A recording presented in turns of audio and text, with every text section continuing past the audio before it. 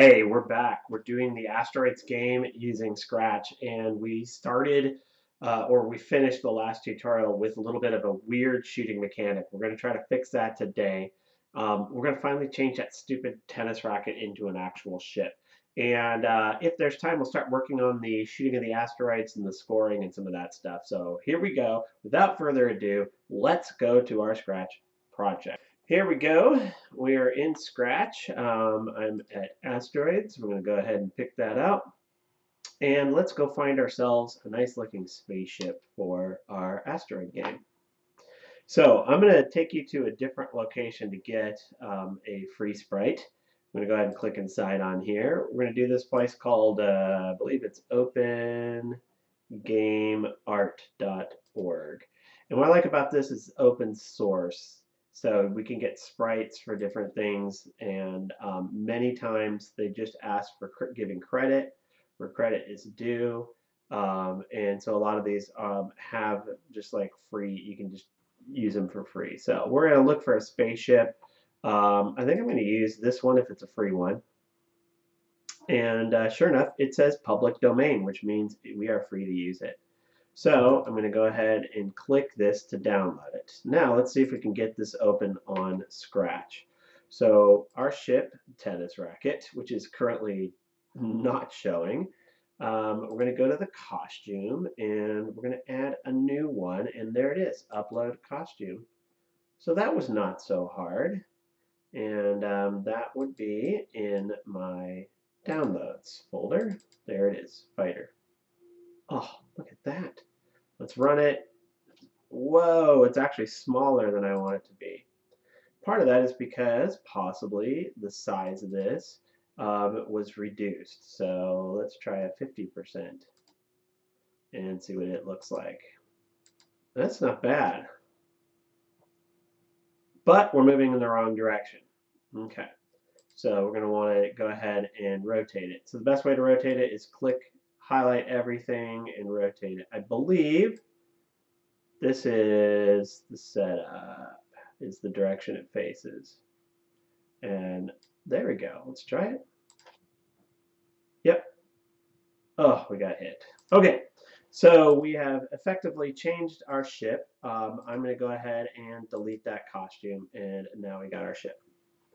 And by the way, when we run, if I hit, oh, bullet is coming out of there.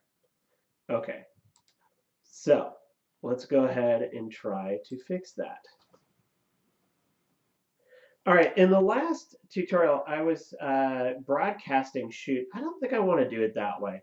I think instead of broadcasting shoot, I'm going to make a clone of the bullet, or the ball in this case. You might want to change the name to bullet. And you may remember this code from last time. I just did it right at the end of the video tutorial. So instead, I'm not gonna broadcast that anymore. I'm actually gonna make a clone, and I don't know why I never even bothered to look here, but when it says make a clone, we have of myself, asteroid, or bullet. So I'm gonna choose bullet and drag this out here. So this is gonna create my bullet. Now, the key to the bullet is right now, the way I have it set, I was so low on time, well, one, it's not even quite working because I'm not broadcasting anything. So we're going to change this up a little bit. But creating a clone of the bullet, the whole goal here is to make sure that that bullet appears where my ship is and that it goes forward away from the ship. And you might even do two bullets, one on either side. That would be kind of a cool little feature. And so let's go ahead and try that out. I'm going to go to the bullet. Now, instead of when I receive shoot, all right, let's see if there's an event for, oh, when I start as a clone. Oh, that's so beautiful. So when I start as a clone, and we're not broadcasting anymore. I don't need to do anything like there. We're going to go to an X and Y position and point in a direction, but we want it to be in the direction and location of the ship. And as I mentioned in my last tutorial, whenever I'm not sure how to do something, I solve it with a variable. Remember we had that asteroid X position, asteroid Y position. If you look back to, oh wait, that was the asteroid. Were we able to get that as a variable or just see it? I think we were just able to see it is all. Must have been under looks. Sorry, I'm having to go back a little bit. Yeah, I'm going to take that off anyway. That was just for debugging purposes. All right, so let's just go back to the bullet. Okay, when I start as a clone. Okay, so we need to be able to be at the X and Y position of our ship. But unfortunately, there's no way of just grabbing X and Y of another object. At least I don't know it and I don't see it. So here's what we're going to have to do. We're going to have to go to I'm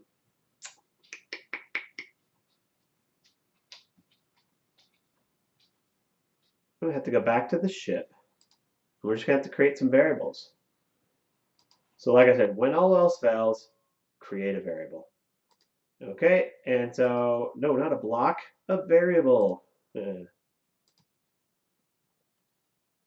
so we're going to make, ooh, we have a list. That could be handy. I didn't even notice that either. All right, make a variable. Did I just make one when I accidentally hit that twice? Make a variable. Now here's the key. We're going to make it for all sprites. I'm going to call it ship X. And we're going to create another one, call it ship Y. And we're going to make a third one, which is ship direction. Ship dir action. Okay, I'd rather have a longer variable that's more readable than a shorter one that might be confusing to some. All right, which reminds me of the phrase that pays. Here we go. On part 5, phrase that pays number 1, when all else fails, files fails, create a variable. In our case, I can't type today, ship X, ship Y, ship direction. Alt Z, there we go. When all else fails, create a variable. Okay, and so that is a real handy piece of advice. That's how I solve many problems if I don't know what else to do. We have ship X, ship Y, ship direction. These are visible to everything. So when our bullet is created, we're going to go to ship X,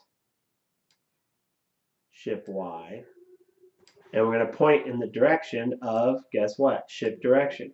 Now, the only key is these have to change. Okay, so what we could do is we got a couple options here. We could go to our ship, and we could be changing the ship X, ship Y, ship direction all the time. But if we were to do that, that would take up more processing power. What if we only do it when we hit space? I think that's a good way to do it. But we're going to do that before we create our clone. So we're going to do a set. Okay, so whoa, before we do our clone, ship X,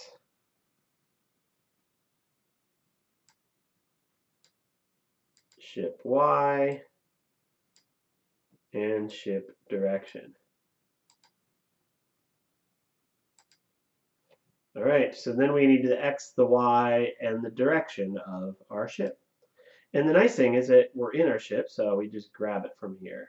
X position, Y position, direction, there we go.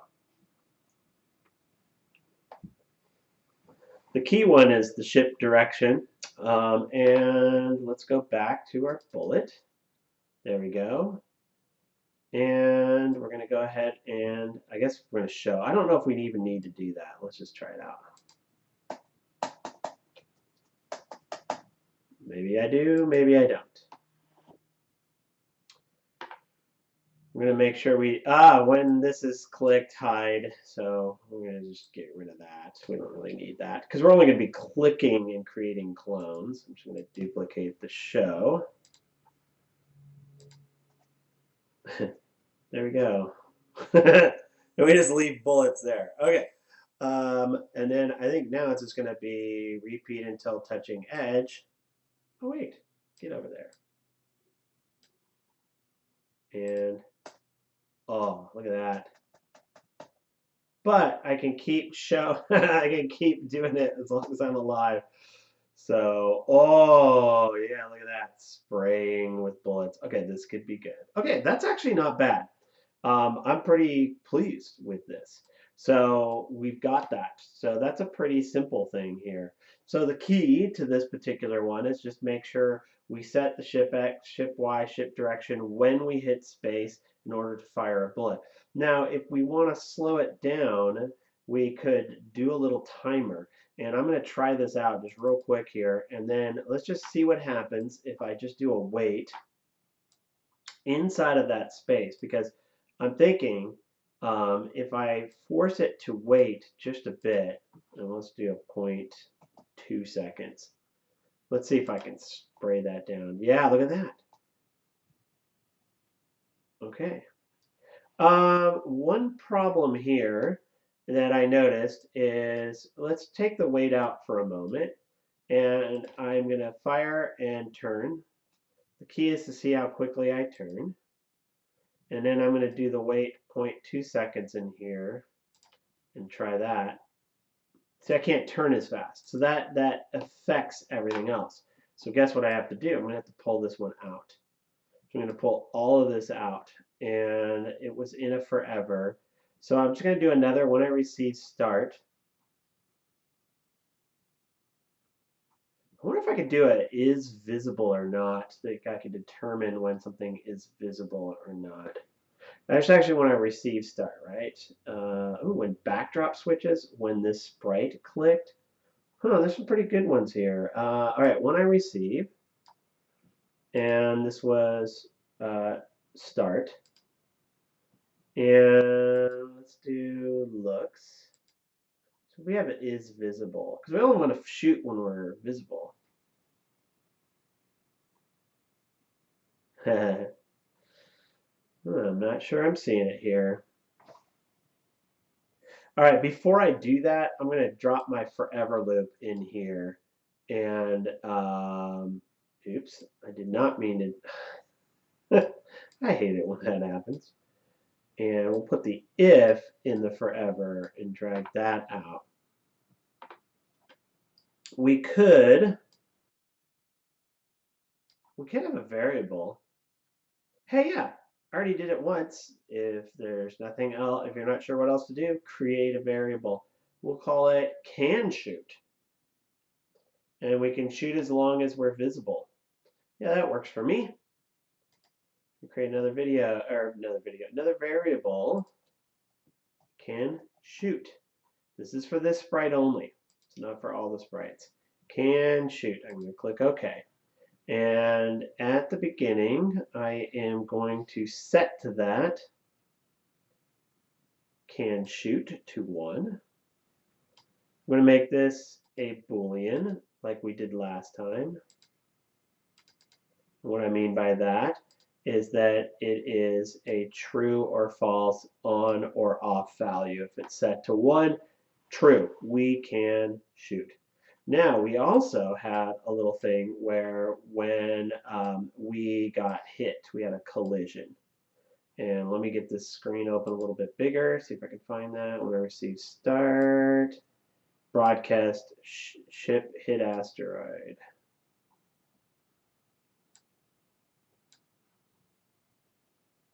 There it is. Okay, so this is where we're going to set can shoot to false.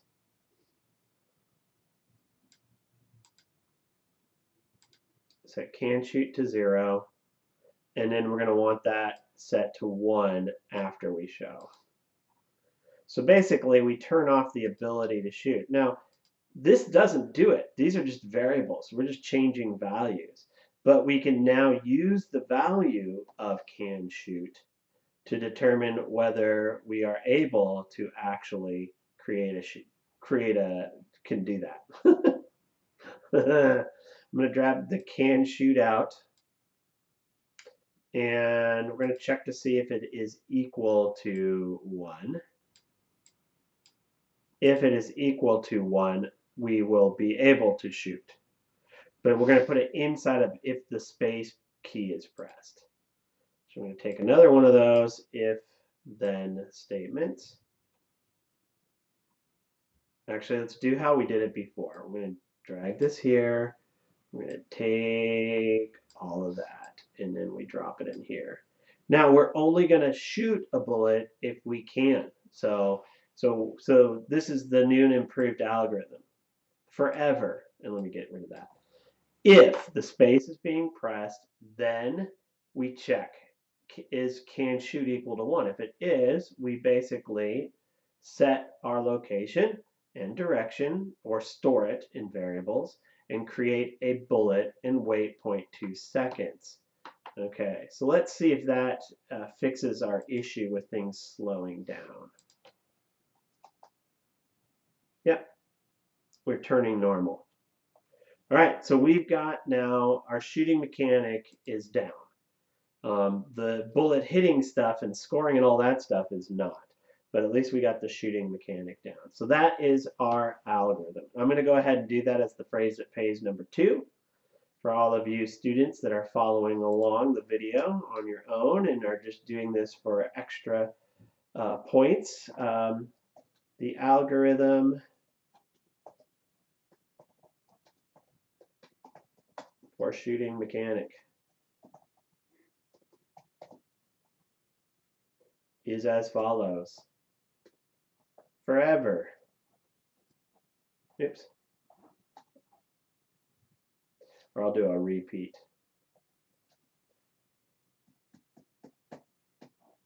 If spacebar is pressed.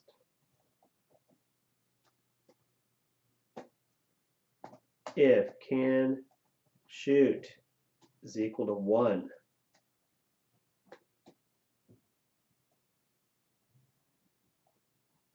Set ship X,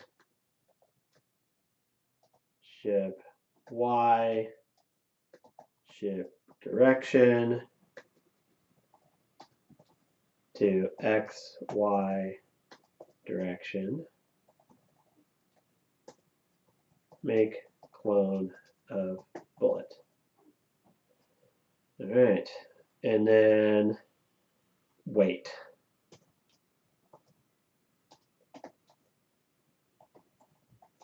Of course, that number is adjustable, and you could choose not to do that.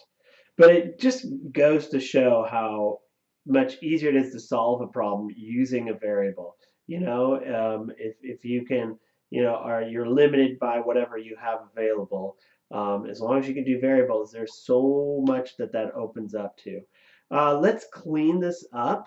The only thing I really want to be able to see at this point is just ships. Everything else are just, like if I needed to see like how this works, I might use it. I don't. I know things are working okay. So the only reason, let me remind you from last time, the only reason why we might show some of these variables is for doing things like debugging. Now, of course, the one thing, I do want to show ships, but not ship X, not ship Y. So we do want to show the number of ships we have available. All right, I'm going to stop this for a second. We've got our bullet. Now we have to do some collisions. The other thing is if my asteroid collides with the ship, then we need to make sure we also make the asteroid disappear. And so let's go ahead and do that. All right, so that is just our setup. We've got the broadcast start. When I receive start, there is the check center. Let's get rid of some of this stuff here. Every time I go to a new, say, algorithm or or I go back, sorry, I'm going to try something new. I have to kind of like look over what was it I was doing. There we go. Wrap around. Check center. Let's do a check collisions. So we're going to go, and notice how I keep doing these. I'm separating out the when start. And I'm only doing that just to make sure each block of code is doing one main thing, and I'm commenting on it so it's pretty clear what we're doing. Okay, so collisions. So we're going to do the events when I receive, start, and we'll add a comment.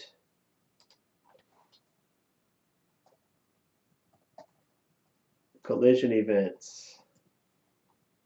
All right. Because this is while the game is running, it's all got to be looped.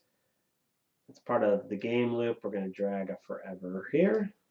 And we're going to check if we are colliding with a bullet or a ship. So we're doing an either or. No matter what, if it hits a bullet or hits a ship, it should just disappear, right?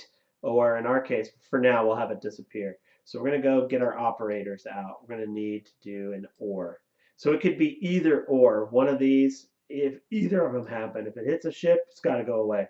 If it hits a bullet, got to go away. So now we're going to go to sensing, and is the touching is our main collision detection. Okay, so if we're touching the ship, or we're touching bullet. Okay, so now comes the interesting part. We have an asteroid, and we're going to go ahead and hide it for now. But we want to quickly go into the spawning of new asteroids at smaller sizes. But let's just go ahead and run it at this point. Look at that. Well, that was an easy game to play. I just sat there until we gotta make this more complex. But hey, it worked, right? Let's run it again and let's just like run into an asteroid and you see how it disappears. And then it reappears. Bam! Oh, I just discovered a new problem. Yes, I discovered a new problem, and that is the ship. When it hides and it comes back wherever. Let's go back to the ship. I do want to take care of this. I don't want to leave this thing. Was the hide, ship hit asteroid? Yes. So we wait until it's clear and then we show, and we never moved it back to the center. Now we got to do that. I'm just going to pull this out for a second. Duplicate that. Okay, I could have hand typed that. Whoa, no. Control Z is my friend. Oh, that scared me. Where was I? Somewhere. Over here, I believe. It's the show hide one. There it is. Actually, I had to go down.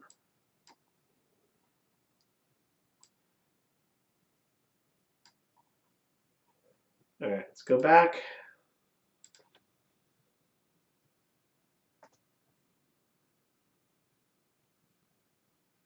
There it is. 2 ships. Oh, look at that. Oh, interesting. So that was cool. Okay, I think you saw that. All right, we are ready to do the next step. Let me check my time though. All right, so we're going to go to the old school asteroids game where if we hit one big asteroid, it turns into 2 or 3 medium-sized asteroids. And if you hit the medium-sized asteroids, it's going to turn into 2 to 4 small asteroids. And it just all depends. I think what they did in the original game is it was 1 broke into 2, and each of those 2 broke into 4. So you could like hit one once and let them float around a little bit. So the strategy, it made for an interesting strategy. So what I'm going to do is I'm going to duplicate the asteroid and just see if it keeps all the code. If it does, I'm going to delete it because I don't want to. I actually don't want to. I want to. Let's try duplicating it. Yeah, it had all the code with it. I like some of the code, but I don't think I want all of it. Let me just look at the asteroids code. Yeah, for one, I'm not going to do any of the stuff on the when the green flag is clicked. In fact, I want the asteroid to work a lot like our ship did, where or like what the bullets did with the ship. So yeah, I'm not going to duplicate. I'm just going to create a new one, and we'll call it asteroid medium. Okay, so we just need another asteroid. Let me just look at this asteroid costume. Yeah, we have the medium size one. Let me see if I can find some good asteroids on here. Oh yeah, I don't want these kind. I want more of, I like one that's more consistent with the stuff we've been doing. We can always draw our own if we're having trouble.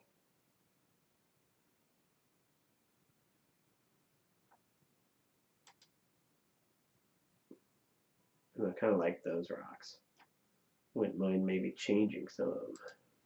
Low poly rocks. Let's see what these look like. I kind of like those. Public domain. Asteroid 1 PNG. Just look at this in a new tab. Oh, wow. There's a lot in there. All right, I think I'm not gonna do that. I'm gonna take this, I'm gonna copy that, and then I'm gonna create a new sprite. Surprise, no.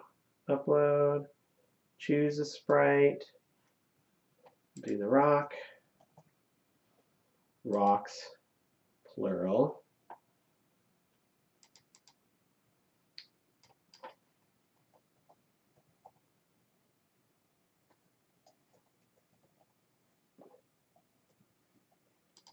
Medium asteroid, costumes. Oh, apparently I just deleted that one and then I edited this one. Let's squeeze it a little bit and I'm going to edit it a bit. I'm going to pause the video. You don't need to see me editing it and then I'll come back when I got it. All right, I had to include this. One of my students had pointed out that this looks a lot like a nose. Oh, it sure does. It is a nose, and that is my phrase that pays number 3. The medium asteroid looks like a nose.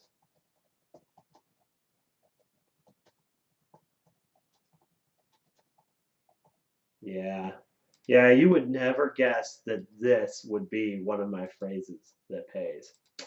Nope, didn't think so. All right, let's keep going.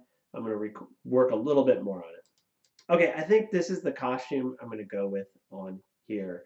And so that's a little bit more unique. I'm going to go to this asteroid here. I'm going to, that kind of looks like a little person too. I'm going to get this tool, copy that, and I'm going to create yet a third. And we'll just do rock again. And then go to the costume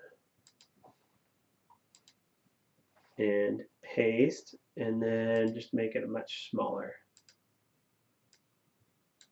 Oops.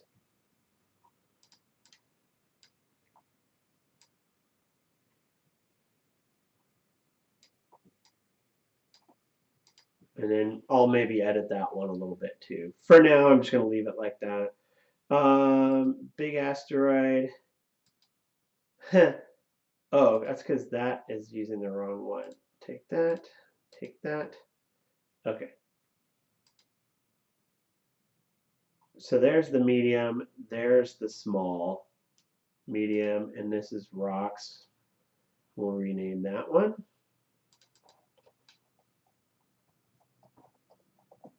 Like so. Okay. All right, now I think we're ready to proceed. Let me check my time here. All right, I think I'm just going to have just enough time to do all of this stuff. Okay, so big asteroid. Okay, when the asteroid gets hit, by anything, it's going to split apart. All right, so collision events. All right, we're going to hide. Before we hide, we're going to create two medium asteroids. That was the create clone. Create clone. And we're going to do this twice, so I'm going to repeat twice. Yeah, sure.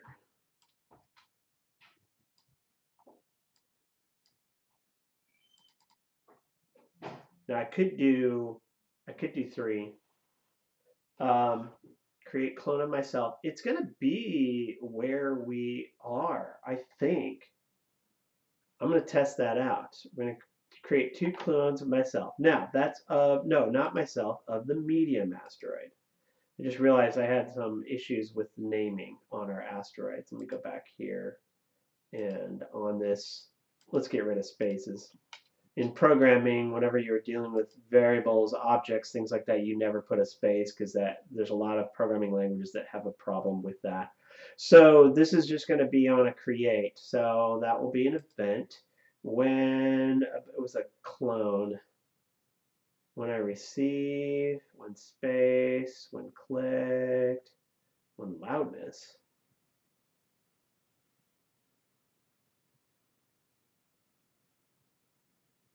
Interesting. I thought there was a clone. Oh, when I start as a clone. Yeah, I knew there was one. All right, we should already be in the direction, but we're going to do a little random. We're going to do a random rotation between 1 and 360. And that would be under motion, set direction, point in direction. Okay, then we're going to set a random amount of speed. And so we're going to go to variables and we're going to call it make variable. And we're going to call it speed for this sprite only. And we're going to set the speed to a random amount. 1, 2, 3. And then we are going to move in speed direction forever.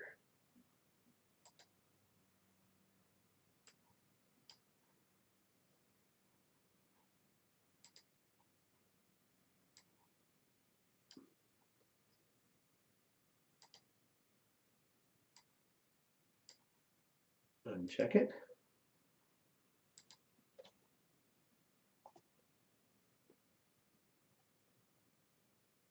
Oh, they're spawning off of this.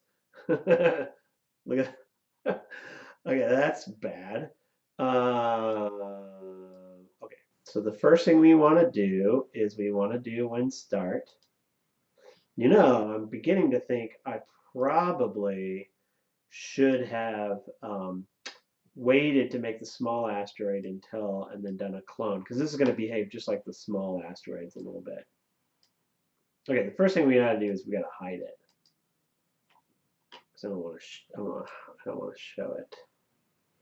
But we better make sure when we start as a clone. And I'm just going to do the same thing here.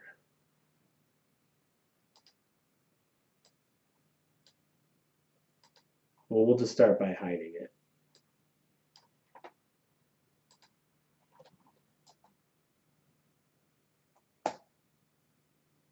Yeah, look, they're all spawning from the same location. All right. Where was I? All right. So they're going to have to spawn from the same location as the asteroid. So we're going to have to do what we did before with variables. And we're going to have asteroid X, asteroid Y for all sprites.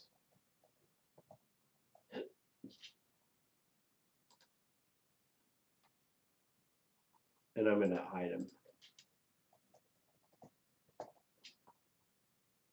I'm not worried about direction. They're going to be in a random direction. Okay. So if we are touching either of those, we are going to set the X and the Y.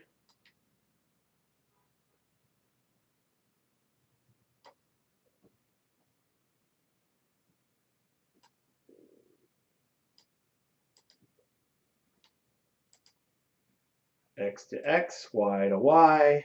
Don't worry about direction.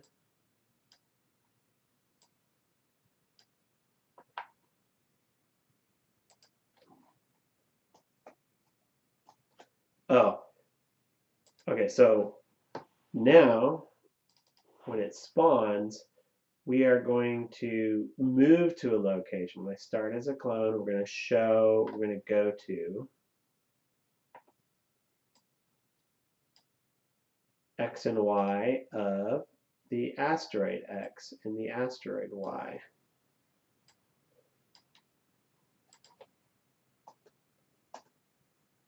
Look at that. Oh, and see they're branching off into other locations. That is pretty awesome. All right, so let me check my time. Okay, I think I'm going to end here, but I should probably have one last phrase that pays. Okay, number 4 phrase that pays is our next step is to add scoring. Then we'll add the small asteroid spawns.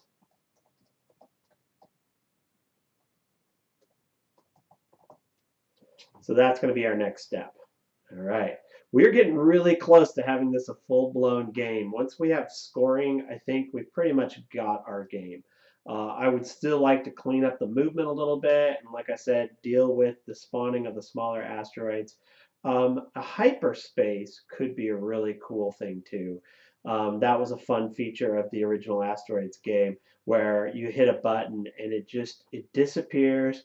It waits a certain amount of time and then it just randomly appears somewhere. It keeps having the same direction and speed and everything.